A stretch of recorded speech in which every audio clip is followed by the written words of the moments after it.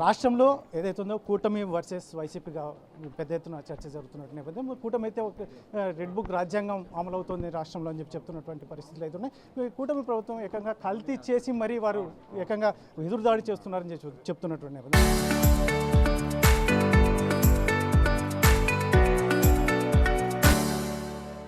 మరి మనతో పాటు సత్యకుమార్ యాదవ్ మంత్రి గారు ఉన్నారు. ఏం చెప్తారు సార్? ఏంటి ఈరోజు ఆ కల్తీ అంశం పక్కన పోయి ఏకంగా అది ఎక్కడికో దారితీసే పరిస్థితులు కనిపిస్తుంది. ప్రధాన ఉద్దేశం, ప్రతిపక్షం ప్రధాన ఉద్దేశమే అది. ఎందుకంటే వాళ్ళ అధికారంలో ఉన్నప్పుడు వారు అవినీతికి పాల్పడి ఆ క్రమంలో ఆలయ పవిత్రతని, కలియుగ దైవం వెంకటేశ్వర స్వామి ప్రతిష్టని మంటగలపడమే కాకుండా అదేవిధంగా కొన్ని కోట్లాది మంది వెంకటేశ్వర స్వామి భక్తుల మనోభావాలతో కూడా ఆడుకున్నారు. ఇప్పుడు అవన్నీ బయటకు వస్తున్న క్రమంలో ఈ రకంగా వాటిపై నుంచి దృష్టి మరల్చే ప్రయత్నం చేస్తారు. సిట్లో కానీ ఎన్డీడీబీ రిపోర్ట్లో స్పష్టంగా ఉంది. సిట్లో ఇంకా బయటికి రిపోర్ట్ రాలేదు, కానీ కనిపిస్తున్న దాన్ని బట్టి సిట్లో కూడా పూర్తిగా అసలు నెయ్యే లేదు అని చెప్పడం జరిగింది. సరే, ఇప్పుడు సిట్ ఏమి ఇచ్చింది అనే విషయాన్ని పక్కన పెడితే 2022లోనే అప్పుడు ఈవోగా ఉంటున్న ధర్మారెడ్డి గారు, ఎఫ్ఏసీగా ఉంటున్న ధర్మారెడ్డి గారు ఈ ల్యాబ్ టెస్ట్లకు పంపిస్తే, దాంట్లో సిఎఫ్టీఆర్కి పంపిస్తే దాంట్లో స్పష్టంగా దీంట్లో నెయ్యే లేదు అన్న విషయం చెప్పబడింది.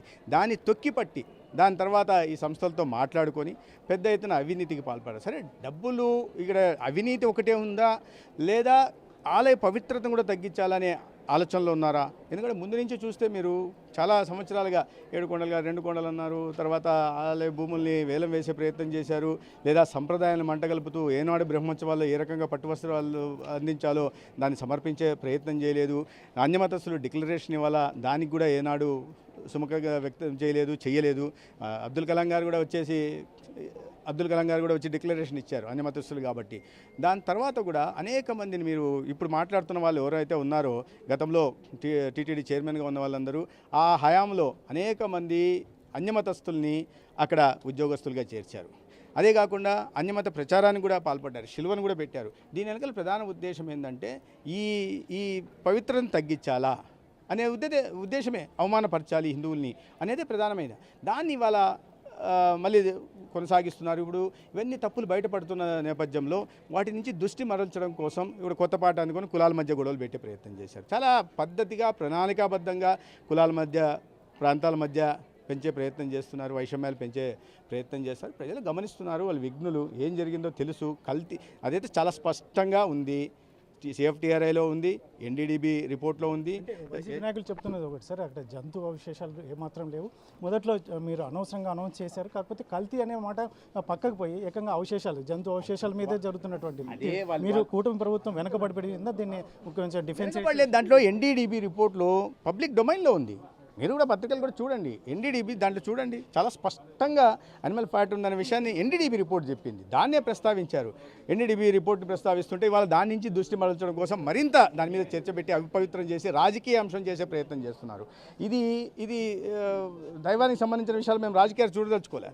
దాని ప్రజల్లో కూడా ఆ భావన, అంటే చులకన భావం కల్పించే ప్రయత్నం చేస్తున్నారు. 2 రాజకీయ పార్టీల మధ్య అంశంగా చేసే ప్రయత్నం చేస్తున్నారు. చాలా ప్రణాళికాబద్ధం చేస్తున్నారు. అది సరైంది కాదు. ప్రజలు గమనిస్తున్నారు. ఇది వాళ్ళు చేసిన తప్పుని బాధ్యతాయుతంగా ఇప్పుడు ప్రభుత్వం బయట పెట్టే ప్రయత్నం చేసింది.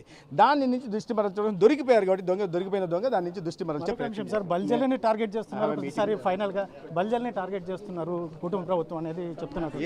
అది కులాలు, ఈ కులం అనే కాలంగా ముందు ఆ కులాన్ని ఎంచుకున్నారు, తర్వాత ఇంకో కులాన్ని ఎంచుకుంటారు, బీసీలను ఎంచుకుంటారు. ఈ రకంగా సమాజంలో విచ్ఛిన్నం చేసి తద్వారా రాజకీయ లబ్ధి పొందాలనే ప్రయత్నం. అంటే ఏదో సామెత అంటారు కదా, శవాల దగ్గర పేలాలు ఎరుకునే నైజం ఉన్నవాళ్ళు. ఇవాళ జగన్మోహన్ రెడ్డి గారికి ఆ నైతికత లేదు, అందరికీ తెలుసు. ఆ క్రెడిబిలిటీ లేదు. ఎందుకంటే సొంత బాబాయ్ విషయంలో ఏం జరిగిందో చూశారు, కొడికత్తి విషయంలో ఏం జరిగిందో తెలిసారు, అనేక సంవత్సరాలు ఏం జరిగాయో తెలిసారు. ఇప్పుడు పరామర్శలు కూడా వాళ్ళు వెళ్తున్నది ఎవరి దగ్గరికి వెళ్తున్నారో ప్రజలు చూస్తున్నారు. కాబట్టి ప్రజలు నమ్మే పరిస్థితి లేదు. ఎన్ని ఇట్లాంటి అసత్య ప్రచారం చేసినా కూడా ప్రజల్లో అంటే కన్ఫ్యూజన్ క్రియేట్ చేసే ప్రయత్నం చేస్తున్నారు. ప్రజలు విఘ్నులు. ఇది మంత్రి సత్యకుమార్ యాదవ్ చెప్తున్నారు. ఇది ఏదైతే వారు చేసిన తప్పు అయితే మాత్రం బయటకు వస్తున్నటువంటి నేపథ్యంలో వాళ్ళు డైవర్షన్ పాలిటిక్స్ చేస్తున్నారు. ముఖ్యంగా వైసీపీ నాయకులు ఏదైతే ఉందో అది జంతు అవశేషాలు కాదు, ముఖ్యంగా ముఖ్యంగా ఏదైతే ఉందో కల్తీ అనేది మాత్రం పూర్తిగా రూఢి అయినటువంటి నేపథ్యం. ఎంక్వైరీలో మొత్తం పూర్తి నిగ్గు తేల్చే అవకాశం ఉంది. ఎప్పటికీ ఏదైతే ఉందో ఈ ఈ యుద్ధంగా ఇప్పుడు ప్రస్తుతం అయితే మాత్రం రాష్ట్రంలో ఉన్నటువంటి పరిస్థితులు వాళ్ళకి అనుకూలంగా లేవు కాబట్టి వారు ఏదైతే ఉందో ఎదురుదాడి చేస్తూ కులాల ప్రస్తావన తీసుకొస్తూ ఈ రకంగా వారు ఏదో రాజకీయ పబ్బం గడుపుకోవడానికి ప్రయత్నం చేస్తున్నటువంటి పరిస్థితులు అయితే ఉన్నాయి. అందులో ముఖ్యంగా ప్రజలైతే విఘ్నులు అని చెప్పేసి మంత్రి సత్యకుమార్ యాదవ్ చెప్తున్నటువంటి పరిస్థితి. కెమెరా పర్సన్ సుధాకర్తో చల్లాకెనాడు RTV Anantapuram. Local to global news at your fingertips. మీ చేతిలో ఒక ఆయుధం. Download raw TV app. Media legend Ravi Prakash is back.